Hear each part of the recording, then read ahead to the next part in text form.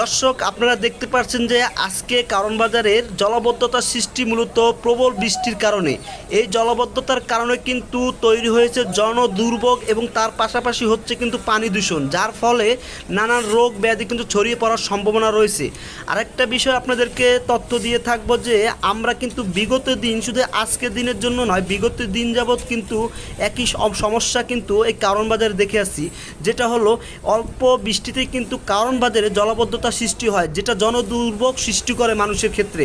তো এক্ষেত্রে কিন্তু আমাদের এই কারণ বাজারের ড্রেনেজ ব্যবস্থাটা খুবই দুর্বল, কারণ অল্প বৃষ্টিতেই ড্রেনের ভিতরে ময়লা আটকে উপরে পানি চলে আসে, যার কারণে পানি নিয়মিত বের না হওয়ার কারণে কিন্তু এই জলাবদ্ধতার সৃষ্টি হয়।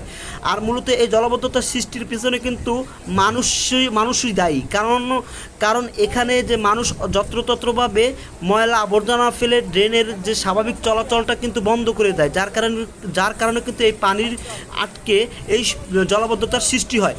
তো এই জলাবদ্ধতার সৃষ্টি হওয়ার সাথে সাথে কী অবস্থা হয় সেটা আমি আপনাদেরকে বলি, যে ডাস্টবিন থেকে বিভিন্ন ধরনের ময়লা উঠে কিন্তু এই বাজারে তলিয়ে যায়, সেখানে কিন্তু সুস্থ স্বাভাবিক মানুষ হাঁটা খুবই বিপর্যয়ের কারণ হয়ে দাঁড়ায়, কারণ পানিটা এতটাই নোংরা যেটা স্বাভাবিক পর্যায়ে মানুষ যদি এই অবস্থা দেখে কিন্তু সে কখনো হাঁটা চলা করবে না। কেননা আমরা এর আগেও আপনাদেরকে একটা তথ্য দিয়ে রেখেছি যে এই জলাবদ্ধতার কারণে যে ডাস্টবিনের যে ময়লাগুলো সেগুলো উপরে উঠে আসে এবং সেখান থেকে চলাচল করা খুবই খারাপ একটা পরিস্থিতি হয়ে দাঁড়ায়। তো দর্শক, আমরা যে আমাদের বিগত সরকারের আমলেও কিন্তু একই সমস্যা সৃষ্টি হয়েছে, তো এই সমস্যা থেকে মুক্তি পাওয়া কি কারণবাসীর যোগ্য নয়? এটা আজকে জিএনবি নিউজের মাধ্যমে আপনাদেরকে প্রমাণ করে যাচ্ছি যে আসলে এই যে জলাবদ্ধতা কি নিরোধ করা যায় কি না এবং এইগুলো কি সমস্যার সমাধান হয় কি না, তার জন্য উপর মহলে বা জনপ্রতিনিধির দৃষ্টি আকর্ষণ করছি। আরেকটা বিষয় আপনাদেরকে বলে রাখি যে এই ড্রেনেজ ব্যবস্থার কারণে কিন্তু এই জলাবদ্ধতার সৃষ্টি হয়ে থাকে, আর এই সৃষ্টি হওয়ার কারণে কিন্তু জনদুর্ভোগ বৃদ্ধি পায় এবং মানুষের এক ধরনের বিপর্যয়ের সম্মুখীন হয়।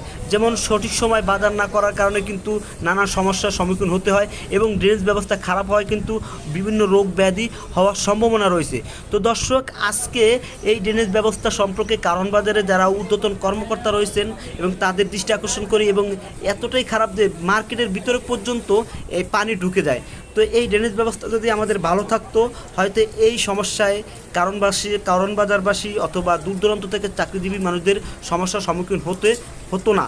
তো দর্শক, আজকে এই পর্যন্তই, আবার কোনো এপিসোডে চলে আসবো ইনশাআল্লাহ।